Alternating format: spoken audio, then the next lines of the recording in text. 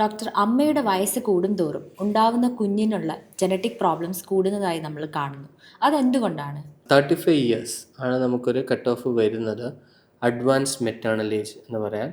Actually മദറിൻ്റെ മാത്രമല്ല, ഫാദറിൻ്റെ age കൂടുന്നതനുസരിച്ചും ചില conditions, നമുക്ക് ജനറ്റിക് കണ്ടീഷൻസ് വരാനുള്ള സാധ്യതയുണ്ട്. ഫീമെയിൽസിൽ നമുക്കറിയാം, നമ്മൾ ജനിക്കുമ്പോൾ തന്നെ ഓവംസ് എല്ലാം പാർഷ്യലി ഡെവലപ്ഡ് ആണ്. അത്രയും ഓവംസ് മാത്രമേ നമുക്ക് ലൈഫ് ലോങ് ഫീമെയിൽസിനെ കാണത്തുള്ളൂ. പക്ഷേ ഏജ് കൂടുന്നതനുസരിച്ച് ആ അറസ്റ്റഡ് ആയിട്ടിരിക്കുന്ന ഓവംസിൽ നമുക്ക് ഡെവലപ്പ് ചെയ്യുന്ന സമയത്ത് മിസ്റ്റേക്സ് വരാം. കുറേ കാലം ഡോർമെൻ്റായി ഇരിക്കുകയും പിന്നീട് അതിൽ ഡെവലപ്മെൻറ്റ് സംഭവിക്കുകയും ചെയ്യുമ്പോൾ വരുന്ന മിസ്റ്റേക്സ് ആണ് അഡ്വാൻസ്ഡ് മെറ്റേണൽ ഏജ് കൊണ്ടുണ്ടാകുന്നത്. മെയിൽസിലാണെങ്കിൽ ഓട്ടോസോമൽ ഡോമിനൻറ്റ് എന്ന് പറയുന്ന കണ്ടീഷൻസ് വരാനുള്ള സാധ്യത കൂടുതലാണ്.